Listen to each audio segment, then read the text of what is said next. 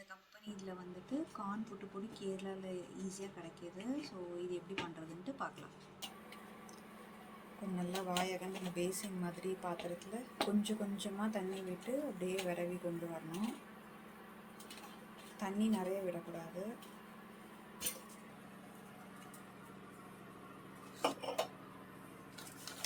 தேங்காய் ஒரு லேயர்,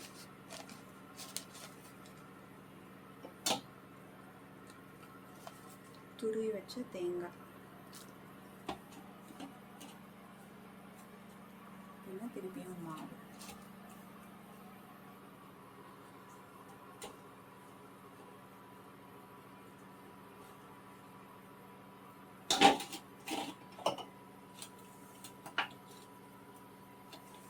கட்டி இல்லாமல் விரவி எடுக்கணும். தேங்காய் எவ்வளோ பிடிக்குமோ அது மாதிரி ஆட் பண்ணிக்கோங்க. உப்பும் முதல்ல டேஸ்ட் பண்ணி பார்த்துக்கோங்க. லாஸ்ட்டாக மேலேயும் தேங்காய்.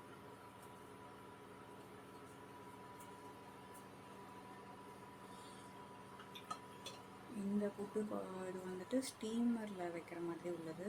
நார்மல் புட்டு குடமும் இருக்குது. உங்களுக்கு கீழே ஒரு பாட்டு மாதிரி வரும், அதுலேயும் வைக்கலாம். பட் இது ஃபாஸ்ட்டாக இருக்கும்.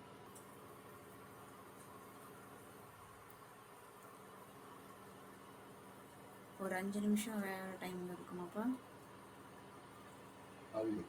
ஓகே. ஃபாஸ்ட்டாக ஆவி வந்தப்புறம் ஒரு ஸ்மெல், புட்டு வெந்த ஸ்மெல்லும் அதான் ஆவி ஃபாஸ்ட்டாக வரும். ஓகே, அதை பார்த்துட்டு வேக வச்சு எடுத்துக்கலாம்.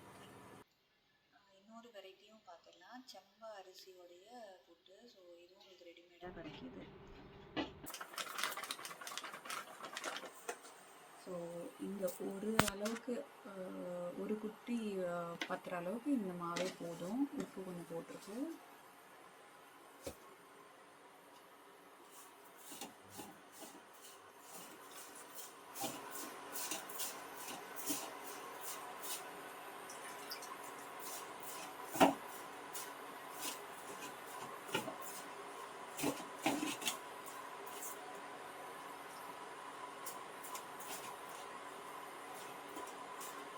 இதே மாதிரி நீங்கள் எந்த மாவில் வேணாலும் நீங்களாக கூட திரித்து எடுத்து வச்சுட்டு புட்டு தயாரிக்கலாம். இப்போ மில்லட்ஸில் கூட புட்டு பண்ணுறாங்க.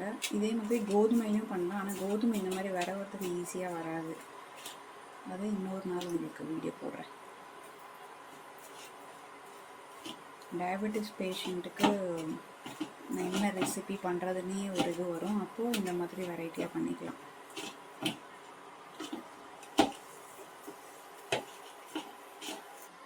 ஓகே, ஆவி இந்த மாதிரி வருது தெரியும்னு நினைக்கிறேன். நல்லா ஸ்டீம் வந்துட்டு மேலே வருது. ஒயிட் பேக்ரவுண்டால் தெரியல.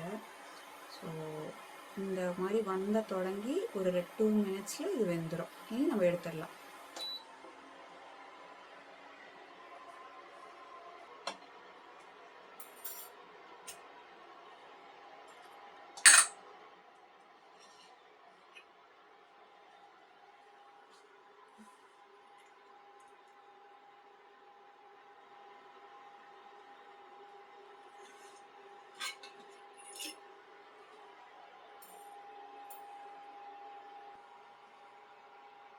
அந்த கீழே இருக்கிற தட்டு. ஓகே, இனி இந்த மாதிரி நீட்டாக எடுத்துக்கலாம்.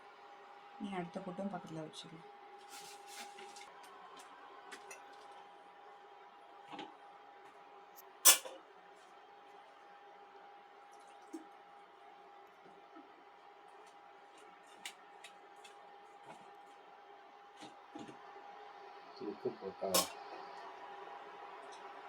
போட்டிங்க